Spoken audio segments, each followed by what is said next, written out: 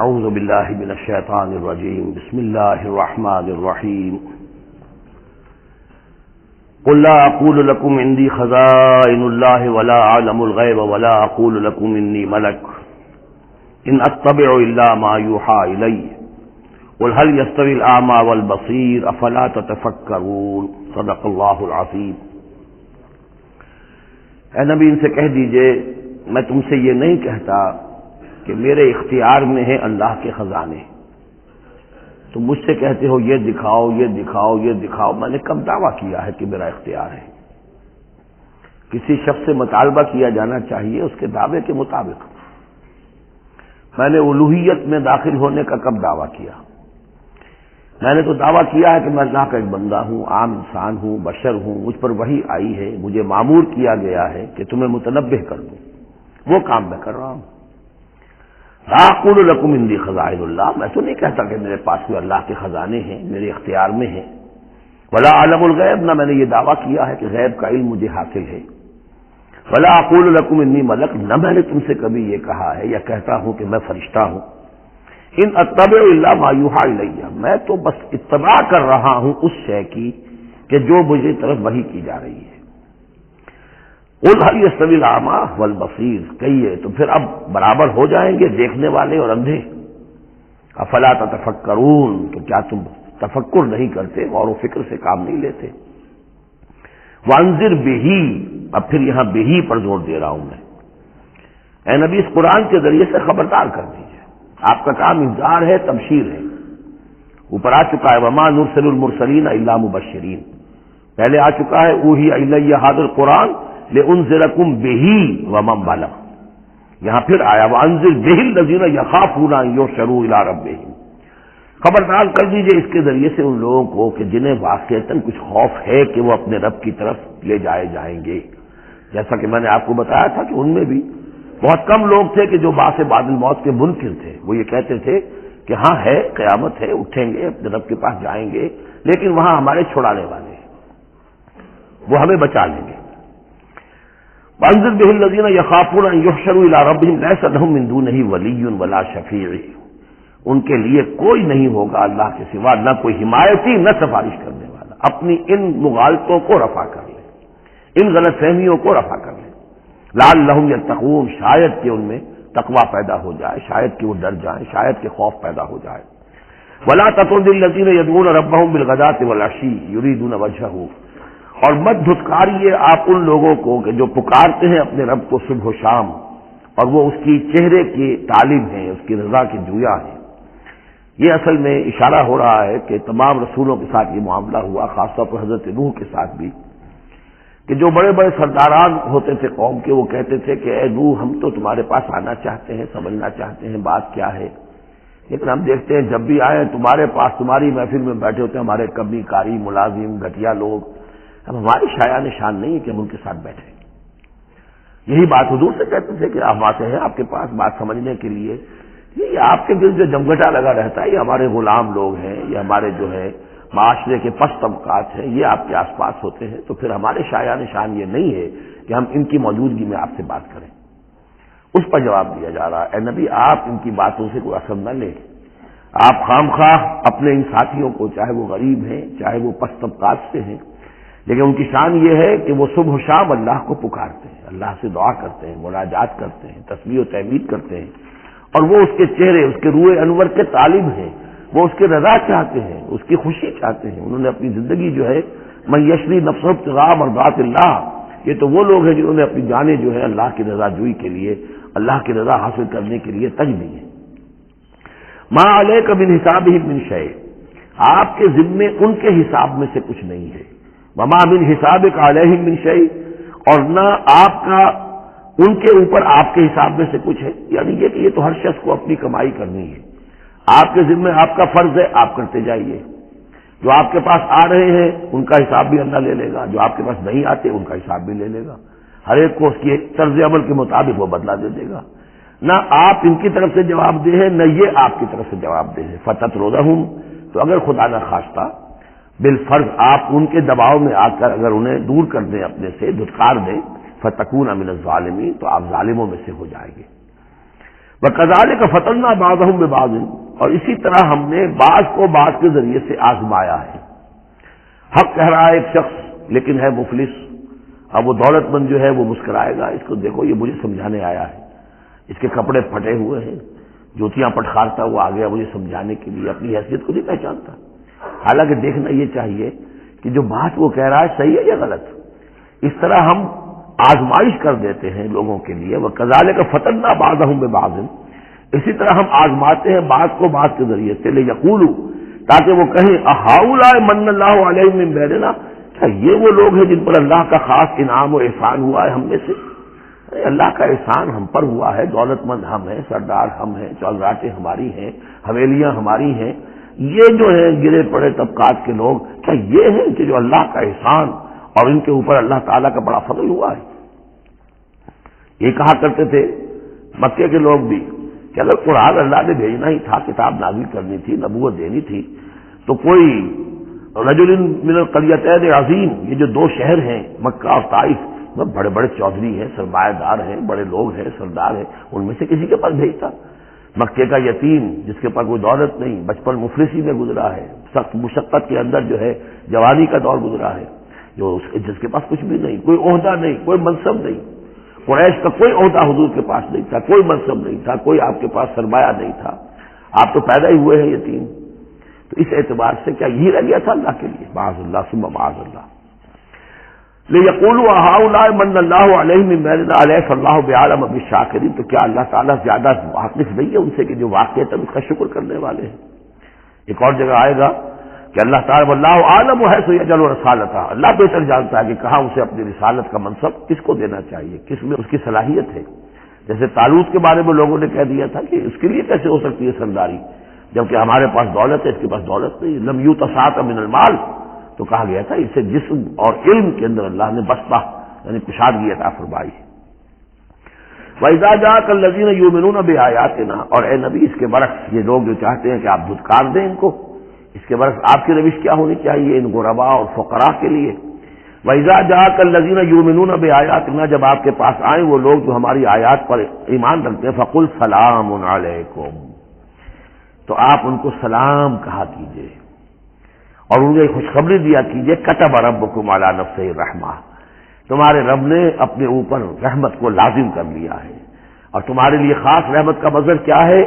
انہ من عمل منکم سوءا بجہالۃ، کہ تم میں سے کوئی بھی اگر کسی وقت کوئی برے کام کا ارتکاب کر بیٹھے، جذبات میں آ کر، ناواقفیت سے، جہالت میں، ثم تاب من بعدہ، پھر اگر وہ فوراً توبہ کر لے گا، وہ اصلح اور اصلاح کر لے گا، فانہ غفور الرحیم، تو اللہ تعالیٰ غفور الرحیم ہے۔ یہ تمہارے لیے مزید خوشخبری ہے، تہنیت اللہ کی طرف سے، قل سلام علیکم کتب ربکم علی نفسہ الرحمہ انہ من عمل منکم سوءا بجہالۃ ثم تاب من بعدہ واصلح فانہ غفور الرحیم۔ وکذالک نفصل الآیات، آگے محذوف ہے لفظ لیتفکروا بہا ولتستبین سبیل المجرمین، اسی طرح ہم اپنی آیات کی تفصیل بیان کرتے ہیں تاکہ یہ لوگ ان پر غور کریں، تفکر کریں، اور جب غور کریں گے، تفکر کریں گے، تو مجرموں کا راستہ ان کے سامنے کھل کر آ جائے گا کہ جس راستے پر ہم جا رہے ہیں وہ واقعتاً مجرموں کا راستہ ہے۔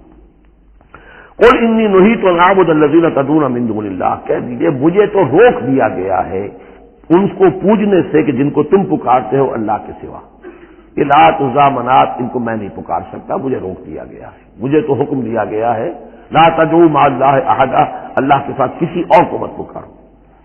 قل لا اتبع اهواءکم، اور کہہ دیجیے ڈنکے کی کہ میں تمہاری خواہشات کی پیروی نہیں کر سکتا، قد ضللت اذا، اگر ایسا کروں گا تو میں خود گمراہ ہو جاؤں گا، وما انا من المهتدین، اور پھر نہ رہوں گا میں ہدایت والوں میں۔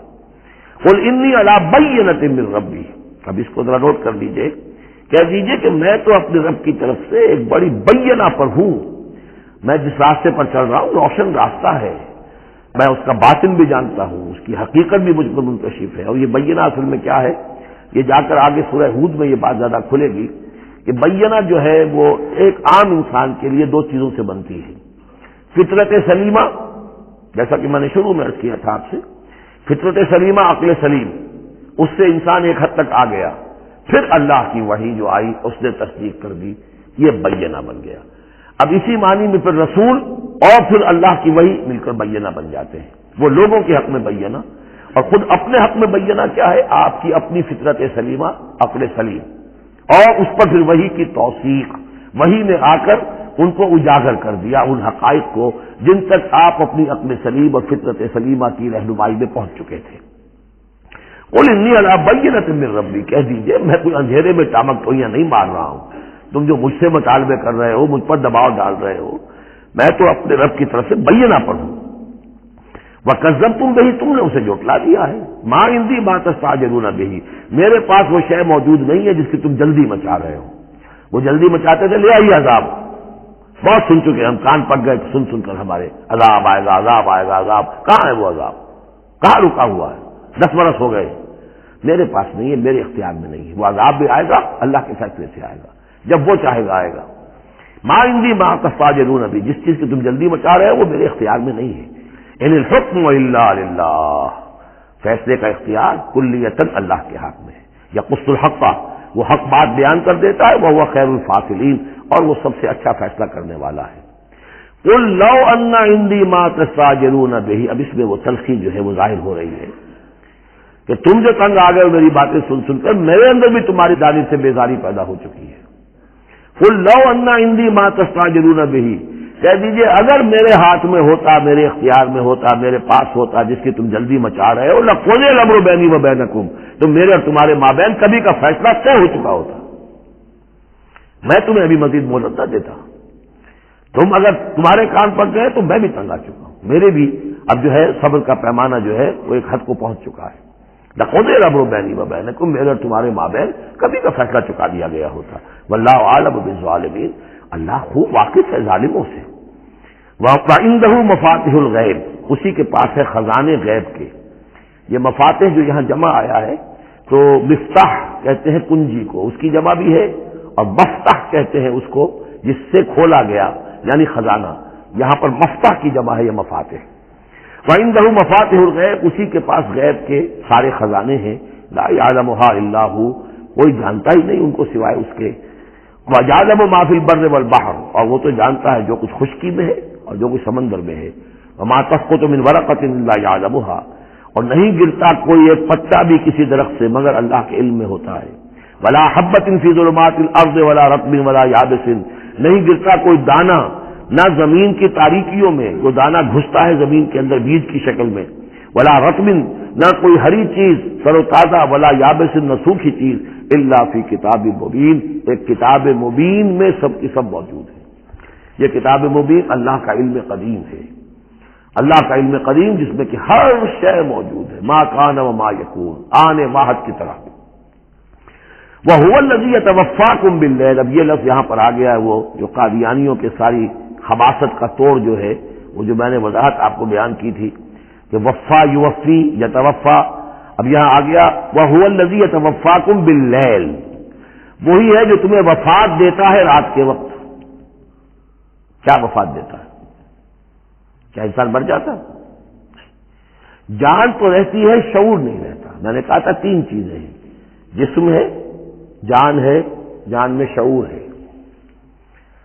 بڑا پیارا ایک شعر ہے فارسی کا، جان نہاں در جسم تو در جان نہاں، جسم کے اندر تو پنہا ہے جان، جان میں وہ پنہا ہے۔ 3 چیزیں ہو گئی۔ یہاں اس شعر میں وہ سے مراد کچھ اور ہے، اس وقت میں اس پر نہیں جاؤں گا، لیکن 3 چیزیں سمجھ لیجئے۔ جان نہاں در جسم، جسم کے اندر جان پنہا ہے، تو در جان نہاں، وہ جان میں نہا ہے۔ اے نہا اندر نہا ہے جانے جان، یہ پھر کسی اور جگہ پر پڑھیں گے اس شعر کو انشاءاللہ۔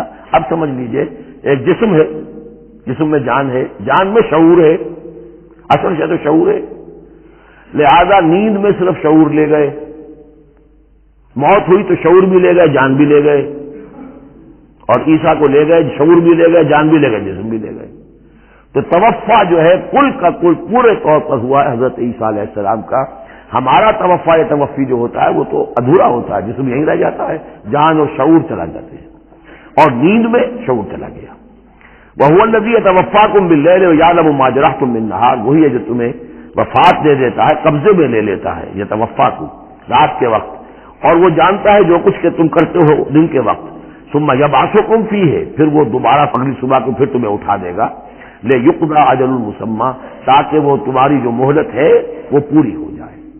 یعنی روزانہ ایک طرح سے ہم موت کی آغوش میں چلے جاتے ہیں. آدھی موت تو ہے، نیند کسے کہتے ہیں؟ آدھی موت ہے. یہی وجہ ہے کہ جو دعا ہے صبح کو اٹھنے کے وقت کی، جو مسنون دعا ہے، الحمدللہ الذی احیانی بعدما اماتنی والیہ النشور، کل شکر اور کل حمد اور کل تعریف اس اللہ کے لیے ہے جس نے مجھے دوبارہ زندہ کیا اس کے بعد کہ مجھ پر موت وارد کر دی تھی. نیند جو ہے وہ موت کی بہن ہے، اور اسی طرح اٹھنا ہے اللہ کی طرف. یہ بڑا ایک عجیب نقطہ ہے، اس کو ذہن میں اس کو اپریشیٹ کیجئے. جو شخص صبح آنکھ کھلتے ہی جس کی زبان پر یہ الفاظ آتے ہوں، الحمدللہ الذی احیانی بعدما اماتنی والیہ النشور، قیامت کے دن جب وہ اٹھے گا اس کی زبان پر یہی ترانہ خود بخود آ جائے گا. اس وقت ہوگا وہ 100% درست. الحمدللہ الذی احیانی بعدما اماتنی والیہ النشور، کیونکہ عادت پڑی ہے، ہمیشہ کہا ہے. جیسے ہی شعور آیا الحمدللہ الذی احیانی بعدما اماتنی والیہ النشور، تو یہ وہ ترانہ جو ہے جو کہ باعث بعد الموت کے وقت ہماری زبان پر ہوگا، اس کا ریہرسل ہے جو آپ روزانہ کریں گے اگر یہ عادت پختہ کر لیں. وَهُوَ الَّذِي يَتَوَفَّاكُم بِاللَّيْلِ وَيَعْلَمُ مَا جَرَحْتُم بِالنَّهَارِ ثُمَّ يَبْعَثُكُم فِيهِ لِيُقْضَىٰ أَجَلٌ مُّسَمًّى ثُمَّ إِلَيْهِ مَرْجِعُكُم، پھر اسی کی طرف تم سب کا لوٹنا ہے. ثُمَّ يُنَبِّئُكُم بِمَا كُنتُمْ تَعْمَلُونَ، پھر وہ تمہیں جتلا دے گا جو کچھ کہ تم کرتے رہے تھے. وَهُوَ الْقَاهِرُ فَوْقَ عِبَادِهِ، اور وہ اپنے بندوں پر، یہ لفظ کئی مرتبہ آیا ہے اس صورت کے اندر. اللہ پوری طرح غالب ہے، قابو یافتہ ہے اپنے بندوں پر. وَيُرْسِلُ عَلَيْكُمْ حَفَظًا، اور وہ تم پر نگہبان بھیجتا رہتا ہے. ہر انسان کے ساتھ فرشتے باڈی گارڈ کی حیثیت سے موجود ہیں، اس لیے کہ جب تک اللہ نے اجل معین رکھی ہوئی ہے اس وقت تک تو زندہ رکھنا ہے. وہ زندہ رکھنے کے لیے حفظہ، حفاظت کرنے والے نگہبان. وہ جو میں نے ایک دفعہ پہلے بھی کہا تھا، بس آپ کا تو محسوس ہوتا ہے کہ جیسے گاڑی ایسے سناٹے سے آپ کے ساتھ سے گزری ہے کہ معلوم ہوتا ہے کسی نے ہاتھ دے کر آپ کو بچایا، ورنہ بچنے کا کوئی امکان نہیں تھا. تو کوئی ہے، جب معلوم ہے کہ ابھی اس کی موت کا وقت نہیں آیا تو بچانے والے فرشتے ہمارے ساتھ ہوتے ہیں. حتیٰ اذا جاء احدکم الموت، یہاں تک کہ جب تم میں سے کسی کی موت کا وقت آتا ہے، توفته رسلنا، اب یاد پہ توفا آ گیا، اب یہاں پہ شعور اور جان دونوں جائے گا. توفته رسلنا، تو ہمارے بھیجے ہوئے فرشتے جو ہیں وہ اس کو قبضے میں لے لیتے ہیں. وهم لا يفرطون، اور اس میں کوئی کمی نہیں کرتے، کوئی کوتاہی نہیں کرتے، جو حکم آیا جب آیا. ثم ردوا الى الله مولاهم الحق، پھر وہ لوٹا دیے جاتے ہیں اب اللہ کی طرف جو ان کا مولا ہے برحق سچا. الا له الحکم، آگاہ ہو جاؤ، فیصلے کا اختیار اسی کے ہاتھ میں ہے، حاکمیت اسی کی ہے. ان الحکم الا للہ، یہ دوسری مرتبہ آیا یہاں. وهو اسرع الحاسبین، اور وہ حساب کرنے والوں میں سب سے بڑھ کر تیز ہے، یعنی اسے دیر نہیں لگے گی. اس کے کمپیوٹرز جو ہیں وہ کوئی بہت ہی سپر کمپیوٹر جن کا ہم تصور بھی نہیں کر سکتے. قل من ينجيكم من ظلمات البر والبحر تدعونه تضرعا وخفيا، ان سے پوچھئے کون تمہیں نجات دیتا ہے اندھیروں میں سے، وہ تاریکی کے ہوں یا سمندر کے. سمندر میں گھپ اندھیرا ہے، کشتی چل رہی ہے، کچھ نظر نہیں آ رہا ہے، اوپر بادل بھی ہے. اب اس وقت انسان کو کچھ نہیں سوچتا، ہاتھ کو ہاتھ سجھائی نہیں دے رہا، کون تمہیں پھر بھی بچاتا ہے وہاں. من ينجيكم. اسی طرح کوئی قافلہ ہے بھٹک گیا ہے، اندھیری شب ہے، جدا اپنے قافلے سے ہے تو، اب یہ کہ اندھیرے کے اندر بھٹک رہا ہے، نہ دائیں کا نہ بائیں کا پتہ نہیں. ہر درخت معلوم ہوتا ہے کوئی آسیب ہے، کوئی بھوت ہے جنہیں چلا آ رہا ہے، پھر بھی اللہ بچاتا ہے تمہیں. من ينجيكم من ظلمات البر والبحر تدعونه تضرعا وخفيا، اس وقت تو تم پکارتے ہو اللہ کو بہت ہی گڑ گڑاتے ہوئے اور دل ہی دل میں خفیہ خفیہ، اے اللہ بچا دے، اے اللہ اس وقت کو راستہ بنا دے، کوئی دستگیری ہو جائے، کسی طرف سے روشنی ہو جائے. لیکن انجانا من هذه، اور کہتے ہو تم دل میں اگر اللہ نے ہم کو اس سے بچا لیا، نجات دے دی، لنکونن من الشاکرین، پھر تو اب باقی زندگی تو بالکل اللہ کے شکر گزار بندے بن کر ہم گزار دیں گے. قل اللہ ینجیکم منہا، اللہ تعالیٰ پھر نجات دیتا ہے تمہیں اس سے. ومن کل کرب، اور ہر کرب سے، ہر تکلیف سے. ثم انتم تشرکون، پھر اس کے بعد تم آگے پھر شرک شروع کر دیتے ہو، پھر تمہیں اپنی دیویاں دیوتا، اپنے آلہہ، اپنے چودھری، اپنے سردار یاد آ جاتے ہیں. قل هو القادر على ان يبعث عليكم عذابا من فوقكم، یہ آیت جو ہے یہ بہت اہم ہے کہ عذاب الہی کی کئی قسمیں ہیں، 3 قسمیں یہاں بیان ہوئی ہیں. کہہ دیجئے وہ قادر ہے اس پر کہ تم پر بھیج دے کوئی عذاب من فوقکم، تمہارے اوپر سے. آسمان کا ٹکڑا گر جائے، کوئی میٹیورائٹ گر جائے، جو بعض خبریں آتی رہتی ہیں کوئی آ رہا ہے، لیکن یہ کہ وہ پھر تحلیل ہو جاتا ہے کہیں، جو بھی اوزون لیئر ہے یا کچھ اور ہے، بچت ہے، لیکن یہ کہ اگر اللہ چاہے تو جہاں آسمان پر سے کوئی عذاب بھیج دے آپ کے اوپر، اور من تحت ارجلکم، یا آپ کے قدموں کے نیچے سے زمین پھٹ جائے، شق ہو جائے، زلزلہ آئے، زمین دھس جائے، یہ بھی ہوتا ہے، خسف ہوں گے، قیامت سے پہلے بڑے بڑے 3 خسف ہونے ہیں جن کی خبر دی گئی ہے احادیث کے اندر، بڑے بڑے ٹکڑے زمین کے دھس جائیں گے اندر۔ قل هو القادر على ان يبعث عليكم عذابا من فوقكم او من تحت ارجلكم، یہ 2 شکلیں ہو گئی، اوپر سے یا قدموں کے نیچے سے، اور یلبسکم شیعا، یا تمہیں گروہوں میں تقسیم کر دے، ویذیق بعضکم باس بعض، اور ایک کی طاقت کا مزہ دوسرے کو چکھائے۔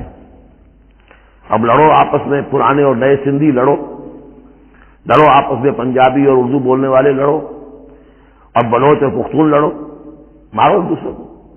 اللہ تعالیٰ کو نہ آسمان کو تکلیف دینے کی ضرورت کہ اس کا کوئی ٹکڑا گرائے، نہ زمین کو کوئی مشقت دینے کی کہ وہ پھٹے، کوئی ضرورت نہیں، آپس میں تقسیم ہو جاؤ گے، گروہ بندی ہو جائے گی، شیعہ سنی کو مارے اور سنی شیعہ کو مارے۔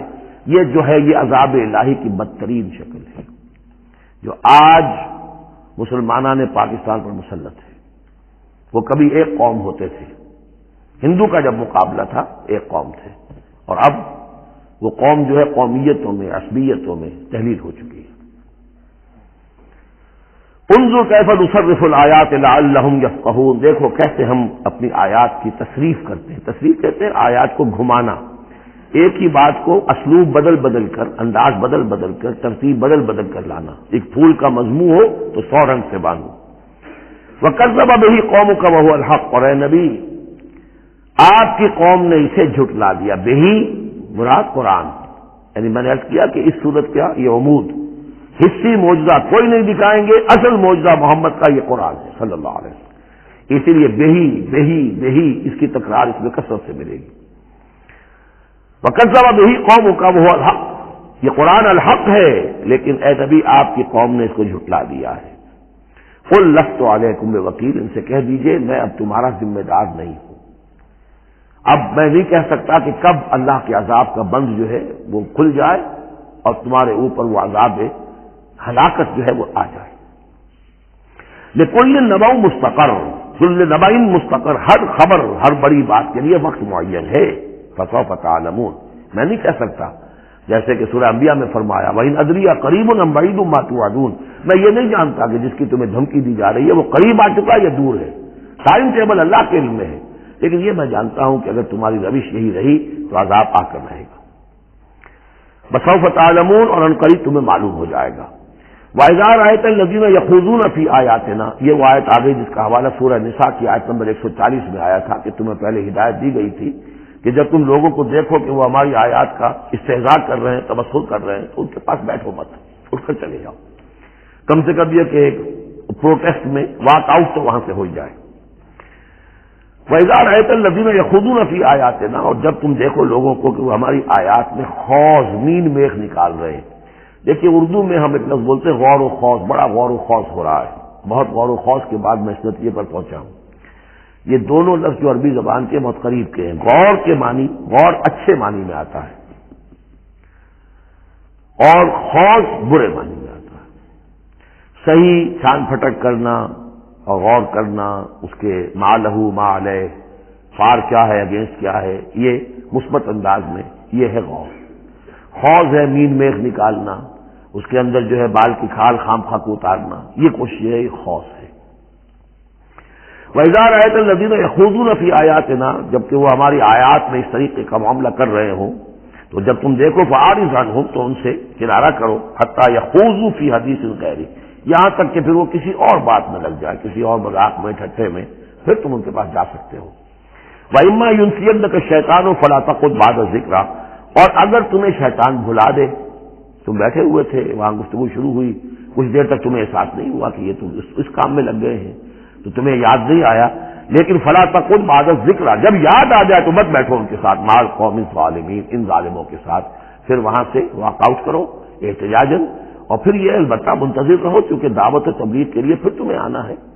تو قالوا سلاما، علیحدہ بھی ہو تو وہ لٹ مار کے نہ ہو، بلکہ یہ کہ اٹھو وہاں سے تو بڑی خوبصورتی کے ساتھ۔ وما علی الذین یتقون من حسابہم من شیء، اور یقیناً جو لوگ اللہ کی تقوی کی روش اختیار کرتے ہیں ان پر ان کے حساب کی کوئی ذمہ داری نہیں ہے، ولکن ذکریٰ لعلہم یتقون، لیکن یہ یاد دہانی ہے تاکہ وہ تقوی اختیار کریں۔ وذر الذین اتخذوا دینہم لعبا ولہوا، اور چھوڑو ان کو، دفع کرو، نظر انداز کرو، ان سے آپ نظر پھیر لو کہ جنہوں نے اپنے دین کو کھیل اور کود بنا لیا ہے، کھیل، ہنسی مذاق، ٹھٹا۔ بہت سے لوگ اب بھی مل جائیں گے آپ کو دین کے معاملے میں کبھی سنجیدہ ہوتے ہی نہیں۔ دین کی بات اگر شروع ہوگی تو وہ اسے استہزاء میں، تمسخر میں، ٹٹ بٹس میں، اینیکڈوٹس میں، یہ واقعات یوں ہو گیا تھا، یہ ایسا تھا، اس میں اس کو جو ہے وہ ختم کر دیں گے۔ وذر الذین اتخذوا دینہم لعبا ولہوا وغرتہم الحیات الدنیا، اور ان کو تو اصل میں دھوکے میں مبتلا کر دیا ہے دنیا کی زندگی نے، ساری توجہات ادھر ہیں، بھاگ دوڑ اس کے لیے ہے، زیادہ سے زیادہ کمانا ہے، مال جمع کرنا ہے، حلال سے ہو حرام سے ہو، ساز و سامان کی فکر پڑی ہوئی ہے۔ وذکر بہی، اب پھر بہی کو نوٹ کیجئے، تذکیر کیجئے، اس کے قرآن کے ذریعے سے تذکیر کیجئے، جیسے کہ سورہ قاف کی آخری آیت ہے فذکر بالقرآن من یخاف وعید، قرآن کے ذریعے سے تذکیر کیجئے اس شخص کو کہ جس کے اندر کچھ خوف ہے اللہ کے وعدے کا، اللہ کی وعید کا۔ تو یہاں بھی آیا کہ آپ ان کو چھوڑیے، وذکر بہی ان تبصر نفس بما کسبت، اس قرآن کے ذریعے سے انہیں تذکیر کرائیے، یاد دہانی کرائیے کہ مبادا کوئی شخص گرفتار ہو جائے اپنے کرتوتوں کے عوض، وہ وقت نہ آ جائے کہ تم اپنی رنگ رلیوں اور کرتوتوں کے عوض رہن رکھے جاؤ، گرفتار ہو جاؤ۔ لیس لہا من دون اللہ ولی ولا شفیع، پھر اس کے لیے اللہ کے سوا کوئی نہیں ہوگا، یا اللہ کے مقابلے میں اللہ سے بچانے والا کوئی نہیں ہوگا، نہ کوئی ولی اور نہ شفیع۔ لیکن دوسری مرتبہ کیٹیگوریکل ڈینائل شفیع کی آیت الکرسی کے ضمن میں عرض کر چکا ہوں، بیشتر مقامات پر قرآن مجید میں کیٹیگوریکل ڈینائل ہے، کوئی شفاعت نہیں۔ البتہ ہے ایک شفاعت کا، ایک شفاعت حقہ کی ایک حیثیت ہے، اس کو سمجھنے کی ضرورت ہے، اس کی شرائط ہے، اس کی لمٹس ہے۔ اگر ان شرائط اور لمٹ سے آزاد کر دیں گے تو پھر یہ ہے کہ وہ شفاعت کا جو تصور ہے ایمان بالآخرت کی نفی کر دے گا، تو کوئی فائدہ ہی نہیں، ڈر کھائے گا۔ جب چھڑوانے والے ہیں جو چاہو کرو، جو بھی کچھ ہے، لیکن تیرے محبوب کی امت میں ہے، شرابی ہے، زانی ہے، بدماش ہے، چور ہے، ڈاکو ہے، حرام خور ہے، غبن کرتے ہیں، جو بھی کچھ ہے، لیکن تیرے محبوب کی امت میں ہے، تو اگر تو اسی پر کوئی معاملہ طے ہونا ہے تو خام خواہ کاہے کو آدمی ہاتھ روکے، بابر بعیش کوش کے عالم دوبارہ نہیں، پھر تو جو عیش کر سکتے ہو کرو، جہاں آج پڑتا ہے کیوں روکتے ہو؟ تو سیدھی سیدھی بات ہے۔ لیس لہا من دون اللہ ولی ولا شفیع وان تعدل کل عدل، یہ وہی عدل آ گیا، اور اگر فدیہ دینا چاہیں کل کا کل فدیہ، لا یؤخذ منہا، نہیں قبول کیا جائے گا۔ واتقوا یوما لا تجزی نفس عن نفس شیئا ولا یقبل منہا شفاعۃ ولا یؤخذ منہا عدل ولا هم ینصرون، جو 2 مرتبہ سورہ بقرہ میں آ چکا ہے۔ اولئک الذین ابسلوا بما کسبوا، یہ لوگ تو اب گرفتار ہو چکے ہیں اپنی کرتوتوں کے عوض، اب یہ رہن ہے۔ لہم شراب من حمیم، ان کے لیے تو ہے پینے کے لیے تو کھولتا ہوا پانی، وعذاب علیم بما کانوا یکفرون، اور دردناک عذاب ہوگا ان کے کفر کی پاداش میں۔ قل اندعو من دون اللہ ما لا ینفعنا ولا یضرنا، اے نبی ان سے کہیے کیا ہم پکاریں اللہ کو چھوڑ کر ان چیزوں کو جو نہ ہمیں نفع پہنچا سکتی ہے نہ نقصان۔ یہ بت کیا نفع پہنچائیں گے تمہیں، کیا نقصان پہنچائیں گے، خود اپنی حفاظت کر نہیں سکتے، اپنی مکھیاں اڑا نہیں سکتے، ان کو پکارتے ہو، ان کے سامنے سجدے کرتے ہو، ان کو متھے ٹیکتے ہو۔ اندعو من دون اللہ ما لا ینفعنا ولا یضرنا، خیر بت کی بات تو ہو گئی بہت ہی واضح، باقی بھی اس کائنات کے اندر کوئی کسی کے لیے نہ خیر کے پر قدرت رکھتا ہے نہ شر پر، الا باللہ، لا حول ولا قوت الا باللہ۔ یہ یقین ہو جائے تب توحید مکمل ہوگی، پھر کس کے سامنے آدمی سر جھکائے خام کا، کس کے آگے اپنی عزت نفس پیش کرے، اس کا دھیلا کرے، کسی کے ہاتھ میں اختیار ہے ہی نہیں، لا حول ولا قوت الا باللہ۔ حدیث میں آیا ہے، حضرت عبداللہ ابن عباس کو مخاطب کر کے کہا ہے کہ نوجوان اس بات کو اچھی طرح جان لے، اگر تمام دنیا کے انسان مل کر چاہیں، اولکم و آخرکم و انسکم و جنکم، کہ تمہیں کوئی فائدہ پہنچا دے، نہیں پہنچا سکتے جب تک کہ اللہ نہ چاہے، اور تمام انسان چاہے تمہیں کوئی نقصان پہنچا دے، نہیں پہنچا سکتے جب تک اللہ نہ چاہے۔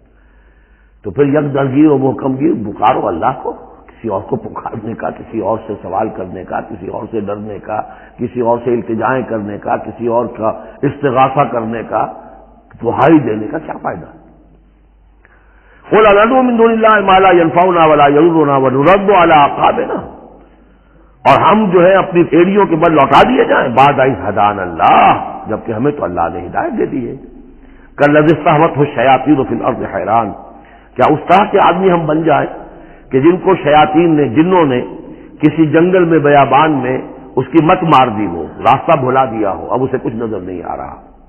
لہو اصحاب یدعونہ الی الہدی ائتنا، ہے اس کے ساتھی جو اس کو پکار رہے ہیں کہ آؤ ہماری طرف، ہدایت کی طرف آؤ، ہمارے پاس آؤ۔ قل ان ھدی اللہ ھو الھدی، یہ نقشہ کھینچ دیا گیا ہے جماعتی زندگی کی کتنی برکت ہے۔ آپ اکیلے ہو، کہیں بھٹک گئے ہو، تو پھر یہ کہ آپ کے لیے سیدھے راستے پر آنا بہت مشکل ہو جائے گا۔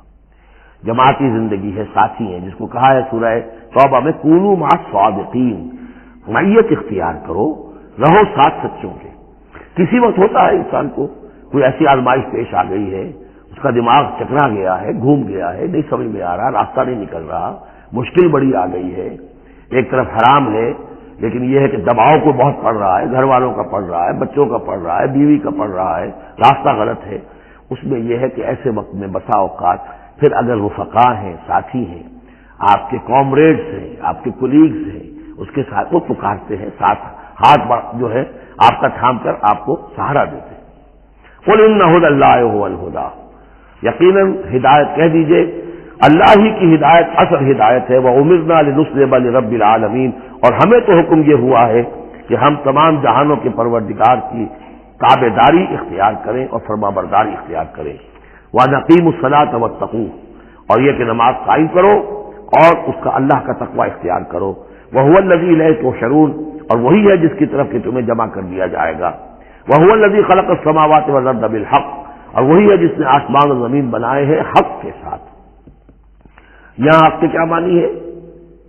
ود اے پرپس، یہ بیکار نہیں ہے۔ ربنا ما خلقت ھذا باطلا، اے رب ہمارے تو نے یہ سب باطل نہیں بنایا، بیکار نہیں بنایا، بے مقصد نہیں بنایا۔ سورہ آل عمران کی آخری رکوع کی جو دعا ہے، بلکہ باطل کے مقابلے میں کیا حق۔ وَهُوَ الَّذِي خَلَقَ السَّمَاوَاتِ وَالْأَرْضَ بِالْحَقِّ وَيَوْمَ يَقُولُ كُن فَيَكُونُ، اور جس دن وہ کہے گا ہو جا، وہ ہو جائے گا۔ کیا ہو جائے گا؟ جب وہ چاہے گا اس کائنات کو لپیٹ بھی دے گا، اسی نے بنایا ہے حق کے ساتھ، اور اس کو اسی کے حکم سے لپٹ جائے گی۔ آگے چل کر آئے گا یوم نطوی السماء کطی السجل للکتب، جس دن کہ ہم تمام خلاؤں کو اور فضاؤں کو اور آسمانوں کو، ان سب کو ایسے لپیٹ دیں گے جیسے کہ تم کتابوں کا تومار لپیٹ لیتے ہو۔ والسماوات مطویات بیمینہ، تمام یہ خلا اور سما یہ سب اللہ کے داہنے ہاتھ میں لپٹے ہوئے ہوں گے۔ قولہ الحق، اس کا فرمانا ہی حق ہے۔ اس کا کیا معنی ہے؟ صرف اس کا کہہ دینا کن، بس، اسے کسی اور شے کی ضرورت نہیں ہے، کوئی ذریعہ، کوئی میٹر، کوئی انرجی، کچھ نہیں۔ قولہ الحق، اس کا فرمانا ہی برحق ہے، اس کا کہہ دینا ہی برحق۔ کن فیکون، یوم یقول کن فیکون قولہ الحق، وَلَهُ الْمُلْكُ يَوْمَ يُنفَخُ فِي الصُّورِ، اور اسی کے لیے ہوگی بادشاہی اس دن جس دن کے سور میں پھونکا جائے گا۔ اگرچہ حقیقت میں تو بادشاہی اب بھی اسی کی ہے، لیکن ابھی جھوٹے سچے بادشاہ بیٹھے ہوئے ہیں۔ ابھی شاہ فہد صاحب بھی براجمان ہیں، اور بھی شاہ بھی اور کوئی ہوں گے، حسن بھی ہیں، حسین بھی ہیں، وہ شاہ بھی ہیں اور بھی ہیں، ملکہ بھی ہیں، یہ سب جو ہیں یہ سب نسیہ منسیہ ہو جائیں گے۔ لمن الملک اليوم للہ الواحد القہار، معلوم کیا کہ اب بھی اگرچہ بادشاہی اسی کی حقیقت میں، لیکن یہ جھوٹے سچے ڈرامے والے خدا جو ہیں کچھ نہ کچھ بیٹھے نظر آتے ہیں بادشاہ۔ وَلَهُ الْمُلْكُ يَوْمَ يُنفَخُ فِي الصُّورِ، عالم الغیب، وہ تمام غیب کا جاننے والا، والشہادہ، اور کھلی باتوں کا جاننے والا، وَهُوَ الْحَكِيمُ الْخَبِيرُ، اور وہ کمال حکمت والا اور ہر شے سے باخبر۔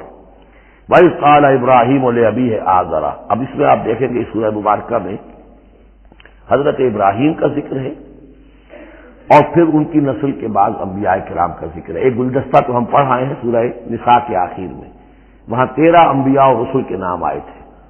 یہاں اس سے ذرا بڑا گلدستہ آئے گا, یہاں پہ 17 انبیاء اور رسل کے نام آئیں گے. پھر حضرت ابراہیم علیہ السلام کا ذکر یہاں آیا ہے, اور جو جن رسولوں کی قوموں پر ہلاکت کے بارے میں قرآن میں صراحت کے ساتھ مذکور ہے, ان 6 کا ذکر جو ہے سورہ اعراف میں آئے گا. حضرت ابراہیم علیہ السلام کی قوم کا کیا حشر ہوا یہ صراحت کے ساتھ قرآن میں مذکور نہیں. تو قوم نوح کے ساتھ, ہود کے ساتھ, قوم صالح کے ساتھ, قوم شعیب کے ساتھ ہوا, تو حضرت ابراہیم علیہ السلام کے معاملے کو علیحدہ نکال لیا ہے, وہ سورہ انعام میں. اور باقی جو ہے نوح, ہود, صالح اور شعیب, لوط اور موسیٰ, ان کا ذکر جو ہے وہ آپ کو ملے گا سورہ اعراف میں, اس لیے کہ ان کا معاملہ ایام اللہ کا ہے.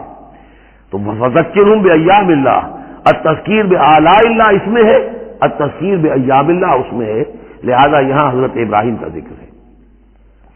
وَإِذْ قَالَ إِبْرَاهِيمُ لِأَبِيهِ آزَرَ تَتَّخِذُ أَصْنَامًا آلِهَةً, اور یاد کرو جب کہ کہا ابراہیم نے اپنے باپ آزر سے, کیا تم نے ان بتوں کو اپنا خدا بنا رکھا ہے. یہاں جو آزر کا لفظ خاص طور پر آیا ہے میرے نزدیک, یہ اصل میں تورات کی نفی کے لیے, تورات میں صارخ نام لکھا گیا ہے, گویا اس کی تصحیح کے لیے, ورنہ یہاں کوئی خاص ضرورت نہیں تھی. وَإِذْ قَالَ إِبْرَاهِيمُ لِأَبِيهِ, یہ کافی تھا, لیکن نام اس لیے دیا گیا کہ تورات پڑھنے والوں کو مغالطہ ہوتا ہے, اور اسی مغالطے کو اہل تشیع نے اختیار کر لیا ہے. انہوں نے تورات میں جو نام دیا گیا ہے اسے حضرت ابراہیم کا باپ کہا ہے, اور حضرت یہ جو آزر تھا اس کو کہا ہے کہ یہ چچا تھا. اس کی خاص وجہ ہے, وہ پھر کسی موقع پر بیان ہوگی, لیکن یہ کہ تورات کی اس غلطی کو اہل تشیع نے اختیار کیا. قرآن مجید نے اسی کی نفی کے لیے یہاں پر حضرت ابراہیم کے والد کا نام صراحتاً بتا دیا کہ آزر ہے. وَإِذْ قَالَ إِبْرَاهِيمُ لِأَبِيهِ آزَرَ, اور یاد کرو جب کہ کہا تھا ابراہیم نے اپنے باپ آزر سے, تَتَّخِذُ أَصْنَامًا آلِهَةً, کیا آپ نے ان بتوں کو اپنا الہ بنایا ہوا ہے. انی اراک وقومک فی ضلال مبین, میرا تو خیال یہ ہے, میری رائے تو یہ ہے کہ آپ بھی اور آپ کی قوم بھی کھلی گمراہی میں مبتلا ہے. وَكَذَلِكَ نُرِي إِبْرَاهِيمَ مَلَكُوتَ السَّمَاوَاتِ وَالْأَرْضِ, اور اسی طرح ہم دکھانے لگے یا دکھاتے رہے ابراہیم کو آسمانوں اور زمین کے ملکوت. ملکوت سے مراد کیا ہے کہ اللہ تعالیٰ نے اس کائنات کا جو نظام قائم کیا, جسے میں کہتا ہوں کہ جو یونیورسل گورنمنٹ ہے, اس کا ایک نظام ہے, اس کے کارندے ہیں, تو اس کے مشاہدہ اللہ تعالیٰ اپنے رسولوں کو کراتا ہے, تاکہ ان کا یقین جو ہے وہ یقین اس درجے کا ہو جائے کہ جیسے کہ اپنی آنکھوں سے دیکھی ہوئی چیزیں. وَلَيَكُونَ مِنَ الْمُوقِنِينَ, اور تاکہ وہ پوری طرح یقین کرنے والوں میں سے ہو جائے. لیکن واو چونکہ یہاں آیا, اس سے پہلے ہم محذوف مانیں گے تاکہ وہ اپنی قوم پر حجت قائم کر سکے اور پوری طرح یقین کرنے والوں میں سے ہو جائے. یہ جو آگے آ رہا ہے یہ در حقیقت حضرت ابراہیم علیہ السلام کی طرف سے اپنی قوم پر حجت کو اس طور سے پیش کیا گیا ہے. بعض حضرات کے نزدیک یہ ہے کہ یہ حضرت ابراہیم کا اپنا ذہنی ارتقاء ہے کہ واقعتاً انہوں نے سمجھا یہ ستارہ خدا ہے, پھر ڈوب گیا تو کہا کہ نہیں یہ تو ڈوب گیا, پھر چاند کو دیکھا تو چاند خدا ہے, پھر کہا نہیں یہ تو یہ بھی جو ہے غروب ہو گیا, پھر سورج کو کہا. تو یہ بات اصل میں بعض حضرات کی رائے ہے یہ, اور الفاظ سے کچھ متبادل بھی ہوتا ہے, لیکن یہ ہے کہ زیادہ صحیح رائے جس سے کہ آگے آ جائے گا وَتِلْكَ حُجَّتُنَا آتَيْنَاهَا إِبْرَاهِيمَ عَلَىٰ قَوْمِهِ, تو معلوم ہوتا ہے کہ یہ اصل میں حضرت ابراہیم علیہ السلام نے حجت قائم کرنے کے لیے یہ تدریج اختیار کی اپنی قوم کو سمجھانے کے لیے. اور حضرت ابراہیم علیہ السلام اللہ کے نبی تھے, اور نبی کوئی بھی زندگی کے کسی بھی مرحلے پر مشرک نہیں ہوتا, اس کی شریعت, اس کی سرشت اتنی خالص ہوتی ہے. صدیقین مشرک نہیں ہوتے, نبی تو ان سے بھی اونچے درجے کے ہیں. حضرت ابو بکر نے کبھی شرک نہیں کیا, حضرت عثمان نے کبھی شرک نہیں کیا, جو صدیقین ہیں صحابہ میں سے. وَكَذَلِكَ نُرِي إِبْرَاهِيمَ مَلَكُوتَ السَّمَاوَاتِ وَالْأَرْضِ وَلِيَكُونَ مِنَ الْمُوقِنِينَ فَلَمَّا جَنَّ عَلَيْهِ اللَّيْلُ, جب ان پر رات جو ہے اس نے تاریکی کر دی, رأى كوكبا, انہوں نے دیکھا ایک چمکدار ستارے کو. قال هذا ربي, انہوں نے کہا یہ میرا رب ہے. یہ گویا کہ کہنے کیا, ہاں یہ میرا رب ہے. اب یہ سوالیہ انداز بھی ہو سکتا ہے, پھر سائن آف ایکسکلیمیشن ہو سکتا ہے کہ لوگوں کو کہنے کے لیے کہ یہ رب ہے, یہ انٹروگیشن کا بھی ہو سکتا ہے. هذا ربي فلما افل قال لا احب الافلين, جب وہ ڈوب گیا تو کہا بھائی یہ ڈوب جانے والی شے تو پھر میں تو پسند نہیں کر سکتا کہ میں اس کو اپنا خدا مان لوں. یہ قوم جو تھی ستارہ پرست بھی تھی, بت پرست بھی تھی, ستارہ پرست بھی تھی, اور نمبر 3 شاہ پرست بھی تھی. تینوں قسم کے شرک اس قوم میں موجود تھے کہ جس میں حضرت ابراہیم بھیجے گئے. یہ بیبیلونیا یا عراق، آج کا عراق، سابق بیبیلونیا، اس کا ایک شہر اس شہر کے بھی اب کھنڈرات نکل آئے ہیں، کھدائیاں ہو چکی ہیں۔ شہر میں پیدا ہوئے ہیں، پھر وہاں سے ہجرت کر کے فلسطین گئے ہیں، اور پھر حضرت اسماعیل کو آباد کیا ہے حجاز میں، اور اپنے بیٹے حضرت اسحاق کو آباد کیا ہے فلسطین میں۔ تو یہ ان کے ذہن میں رکھیے۔ اور اس وقت عراق میں یہ شرک جو ہے گھٹا ٹوپ اندھیرے تھے کہ ان کے یہاں بت پرستی بھی تھی، ستارہ پرستی بھی تھی، اور تیسرے یہ کہ بادشاہ بھی نمرود جو تھا وہ یہ کہتا تھا کہ میں خدا ہوں۔ اس کا مکالمہ جو ہے جو اس نے کیا تھا محاجہ حضرت ابراہیم سے، وہ سورہ بقرہ میں ہم پڑھ چکے ہیں۔ انا احیی و امید، میں بھی یہ اختیار رکھتا ہوں، جس کو چاہوں زندہ رکھوں، جس کو چاہوں مار دوں۔ فلما رأى القمر بازغا، جب انہوں نے دیکھا چاند چمکتا ہوا، قال ھذا ربی، کہا ہاں یہ معلوم ہوتا ہے کہ یہ ہے رب۔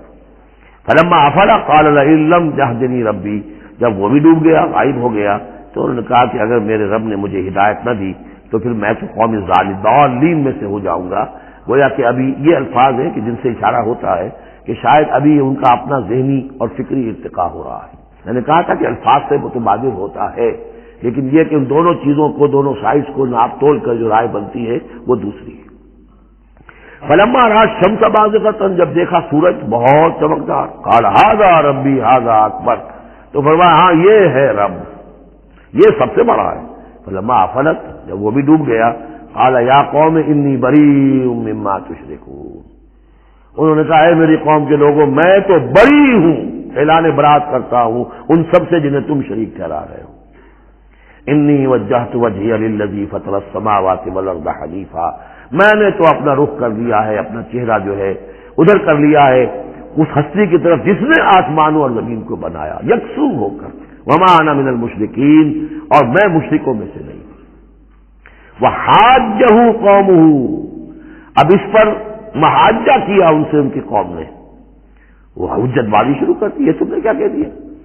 سارے دیویوں کی نفی کر دی، سارے ستاروں کی نفی کر دی، ہر چیز کی نفی کر دی، اب تم پر مار پڑے گی فلاں دیوی کی اور فلاں ستارے کی نحوست جو ہے اس کا تم نے انکار کیا، تیار ہو جاؤ، اب تمہارے اوپر شامت آئے گی۔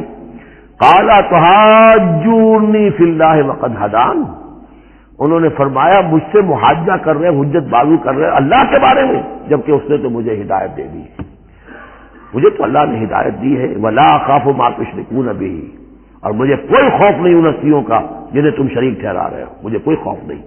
الا یشاء ربی شیئا، ہاں اللہ کو چاہے میرے ساتھ کہ کوئی تکلیف مجھے آ جائے، کوئی آزمائش آ جائے تو ٹھیک ہے، میرا رب ہے، لیکن مجھے کوئی کسی کا ڈر نہیں، نہ تمہارے کسی دیوی کا، نہ دیوتا کا، نہ کسی ستارے کی نحوست کا، اور نہ کسی اور کا۔ لا اخاف ما تشركون به، تم جس کا مجھے ڈراوا دے رہے ہو مجھے ان میں سے کسی کا کوئی خوف نہیں۔ الا یشاء ربی شیئا، الا یہ کہ میرا رب میرے لیے کچھ چاہے جو چاہے۔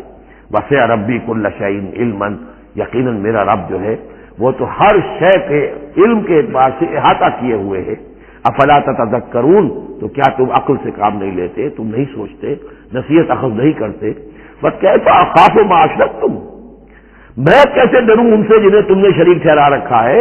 ولا تخافون انکم اشرکتم باللہ، جبکہ تم نہیں ڈرتے کہ تم نے اللہ کے ساتھ شریک ٹھہرا دیے۔ ما لم ينزل به علیکم سلطانا، اور ان ہستیوں کو شریک ٹھہرا دیا ہے جن کے لیے کہ اللہ نے کوئی سلطان، کوئی سند نہیں اتاری۔ ہاں اللہ نے اپنی کتابوں میں کوئی سند اتاری ہوتی، عقل انسانی میں اس کی کوئی بنیاد ہوتی تو کوئی بات بھی ہوتی، نہ عقل میں، نہ فطرت میں، نہ کسی آسمانی کتاب میں کسی معبود کے لیے کوئی گنجائش نہیں ہے۔ وَكَيْفَ أَخَافُ مَا أَشْرَكْتُمْ وَلَا تَخَافُونَ أَنَّكُمْ أَشْرَكْتُمْ بِاللَّهِ مَا لَمْ يُنَزِّلْ بِهِ عَلَيْكُمْ سُلْطَانًا فَأَيُّ الْفَرِيقَيْنِ أَحَقُّ بِالْأَمْنِ إِن كُنتُمْ تَعْلَمُونَ، تو اگر تم علم رکھتے ہو تو بتاؤ دونوں فریقین میں سے، یعنی ایک موحد ہے، ایک اللہ واحد پر ایمان رکھتا ہے، ساری قوت اس کے ہاتھ میں ہے، سارا اقتدار اس کا ہے، ہر شے اس کے قبضہ قدرت میں ہے۔ ایک وہ ہے کہ جو اس کو ماننے کے ساتھ ساتھ کچھ اور چھوٹے دیوی دیوتا سینکڑوں جو ہیں وہ ان کو بھی مانتے ہیں۔ امن اور چین اور سکون کس کو میسر آئے گا؟ قلبی چین، روحانی اطمینان اور سکون۔ ای الفریقین احق بالامن، ان دونوں میں سے موحدین اور مشرکین میں سے امن، سکون، اطمینان، چین اور راحت کا کون زیادہ حقدار ہے؟ بتاؤ اگر تم جانتے ہو۔ اور اس کا جواب خود دیا، الذین آمنوا ولم یلبسوا ایمانہم بظلم، یقیناً وہ لوگ جو ایمان لائیں اور اپنے ایمان پر کسی طرح کے شرک کی آلودگی نہ ہونے دیں. یہاں لفظ ظلم آیا ہے، ظلم کسی چھوٹے گناہ کو بھی کہہ سکتے ہیں. اسی لیے اس پر صحابہ گھبرا گئے تھے کہ حضور کون شخص ہوگا کہ جس نے کبھی کوئی ظلم نہ کیا ہو، اور نہیں تو اپنے اوپر ظلم کرتا ہے آدمی، کسی پر ظلم کرتا ہے. تو اس کا تو مطلب ہے کوئی شخص بھی یہ جو مقام ہے جو یہاں بیان کیا جا رہا ہے اس کا جو سزاوار اور اس کا حقدار نہیں ہو سکتا. آپ نے فرمایا نہیں، یہاں ظلم سے مراد شرک ہے. پھر آپ نے سورہ لقمان کی آیت پڑھی، اس میں فرمایا کہ ان الشرک لظلم عظیم. وَإِذْ قَالَ لُقْمَانُ لِابْنِهِ يَا بُنَيَّ لَا تُشْرِكْ بِاللَّهِ إِنَّ الشِّرْكَ لَظُلْمٌ عَظِيمٌ. یہاں پر ظلم سے مراد شرک ہے، یعنی ایمان ایسا ہو کہ جو شرک کی ہر آلودگی سے پاک ہو. میں یہاں پھر تذکرہ کیے دیتا ہوں، شروع میں بھی عرض کیا تھا شرک کسے کہتے ہیں، شرک کی قسمیں کون کون سی ہیں، کون کون سے بھیس بدل کر یہ شرک آتا ہے. باہر رنگے کے خواہی جامہ می پوش من اندازے قدت را می شناسم. تم چاہے کسی بھی رنگ کا لباس پہن کے آ جاؤ، میں تمہیں تمہارے قد سے پہچان لوں گا. تو قد سے پہچاننا جو ہے شرک کا آسان نہیں ہے، بھیس بدلتا ہے. اس کے لیے ضروری ہے، اور آج کے دور میں شرک کس کس شکل میں موجود ہے اس کا سمجھنا بہت اہم ہے. اس موضوع پر میرے 6 گھنٹے کے کیسٹ موجود ہیں. الذین آمنوا ولم یلبسوا ایمانہم بظلم، یقیناً وہ لوگ جو ایمان لائے اور جنہوں نے اپنے ایمان میں کسی بھی نوع کے شرک کی آمیزش نہ ہونے دی، اولئک لہم الامن وہم مہتدون. ان کے لیے ہے امن اور وہی ہوں گے راہیاب. یہ امن اور ایمان اور اسلام اور سلامتی کا جو آپس میں تعلق ہے لفظی اعتبار سے، وہ اس دعا میں بہت نمایاں ہو جاتا ہے کہ جو حضور ہر نیا جو چاند دیکھتے تھے، ہر مہینے کا جو دعا مانگتے تھے، اللہم اہلہ علینا بالامن والایمان والسلامت والاسلام. اے اللہ، یہ مہینہ جو شروع ہو رہا ہے اس نئے چاند کے ساتھ، ہلال کے ساتھ، اسے ہم پر طلوع فرما امن اور ایمان کے ساتھ اور سلامتی اور اسلام کے ساتھ. تو یہ بڑا گہرا ربط ہے ان الفاظ کے اندر. میرا چھوٹا سا کتاب کیا ہے، قرآن اور امن عالم، آج سے شاید کوئی میں سمجھتا ہوں کہ 30-32 سال پہلے کی تقریر تھی میری، لیکن وہ ان موضوعات پر میں سمجھتا ہوں کہ بہت مختصر لیکن بہت مفید ہے. فرمایا وَتِلْكَ حُجَّتُنَا آتَيْنَاهَا إِبْرَاهِيمَ عَلَىٰ قَوْمِهِ. اس کا میں حوالہ دے رہا تھا. یہ پوری سرگوش بیان کر کے اب فرمایا یہ ہماری وہ حجت تھی جو ہم نے ابراہیم کو عطا کی اس کے قوم کے خلاف. یہ سارا محاجہ حضرت ابراہیم اپنی قوم سے کر رہے تھے. بظاہر اس کو توریہ کہتے ہیں. ایک ہوتا ہے جھوٹ بولنا، ایک ہوتا ہے توریہ. توریہ یہ ہے کہ آپ کہیں کوئی بات ایسی کہ جو جھوٹ تو نہیں ہے لیکن جس سے سننے والا مغالطے میں مبتلا ہو جائے. مثلا حضرت شیخ الہند رحمۃ اللہ علیہ کا واقعہ ہے. جس زمانے میں ان کے وارنٹ نکلے ہوئے تھے اور وہ حرمین شریفین میں تھے، مکہ مکرمہ میں تھے، وارنٹ نکلا ہوا ہے اور شریف حسین والی مکہ جو ہے اس کے سپاہی ڈھونڈتے پھر رہے ہیں کہ کہاں ہے مولوی ہندوستانی جو ہے جو باغی ہے انگریزوں کا، اس کو پکڑا جائے. اب یہ ایک جگہ پر یہ کہیں کھڑے ہوئے تھے تو ایک شرطے نے آ کر جو وہاں کا سپاہی تھا پوچھا ان کے بارے میں محمود الحسن کو جانتے ہو؟ کہ یہاں جانتا ہوں. وہ کہاں ہے؟ محمود الحسن کہاں ہے؟ تھوڑا سا 2 قدم پیچھے ہٹ کے ابھی یہیں تھے. جھوٹ تو نہیں بولا نا، 2 قدم پیچھے ہٹ کر کہا ابھی یہیں تھے، بالکل سچ بولا. اس نے سمجھا ابھی یہیں تھے، دوڑا ادھر دوڑ گیا اپنے نکل گئے. اس کا نام ہے توریہ.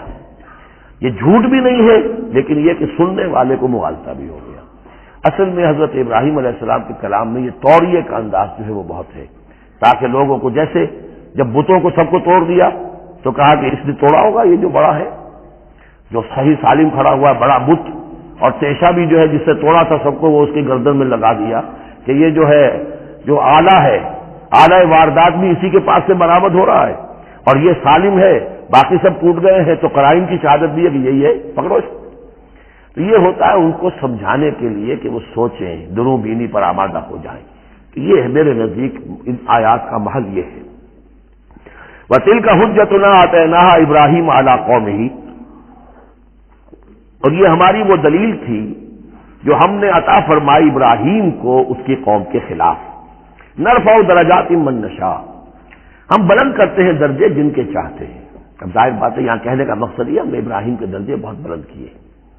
ان ربک حکیم علیم، یقیناً تیرا رب حکیم اور علیم ہے. فوہبنا لہ اسحاق و یعقوب، اب وہ گلدستہ شروع ہو رہا ہے. اور ہم نے اسے عطا فرمایا اسحاق جیسا بیٹا، یعقوب جیسا پوتا، کلن ہدینا، سب کو ہم نے ہدایت دی، ونوحا ہدینا من قبل، اور نوح کو ہم نے ہدایت دی تھی ان سے بھی پہلے، ومن ذریتہ، اور ان کی اولاد میں سے حضرت ابراہیم کی اولاد میں سے داؤد و سلیمان و ایوب و یوسف و موسیٰ و ہارون، کیسے کیسے عظیم نبی ہم نے اٹھائے، داؤد جیسا بادشاہ، سلیمان جیسا بادشاہ، ایوب اور یوسف اور موسیٰ اور ہارون، وکذالک نجزی المحسنین، اسی طرح ہم بدلہ دیتے ہیں محسنین کو۔ یہ لوگ ظاہر بات ہے کہ ایمان کی اس بلند ترین منزل پر فائز تھے جس کو ہم پڑھ آئے سورہ مائدہ میں کہ ثم اتقوا واحسنوا واللہ یحب المحسنین، وزکریا و یحییٰ و عیسیٰ و الیاس، مزید برآں زکریا جیسے نبی، یحییٰ جیسے نبی، عیسیٰ علیہ السلام و الیاس کل من الصالحین، یہ سب کے سب نیک بختوں میں سے تھے، و اسماعیل و الیسع و یونس و لوطا، اور اسماعیل اور الیسع اور یونس اور لوط، وکلا فضلنا علی العالمین، سب کو ہم نے تمام جہان والوں پر فضیلت دی، ومن آبائہم، اور ان کے آباء و اجداد میں سے بھی، وذریاتہم، اور ان کی نسلوں میں سے بھی، واخوانہم، اور ان کے بھائیوں میں سے بھی، واجتبیناہم، ہم نے ان کو چن لیا، پسند کر لیا، سلیکٹ کر لیا، وہدیناہم الی صراط مستقیم، اور ہم نے ان کو ہدایت دی سیدھے راستے کی طرف۔ ذالک ھدی اللہ یہدی بہ من یشاء من عبادہ، یہ اللہ کی وہ ہدایت ہے جس کی وہ ہدایت بخشتا ہے جس کو چاہتا ہے اپنے بندوں میں سے۔ وَلَوْ أَشْرَكُوا، اور اگر بالفرض وہ بھی شرک کرتے، لَحَبِطَ عَنْهُمْ مَا كَانُوا يَعْمَلُونَ، ان کے بھی سارے اعمال حبط ہو جاتے۔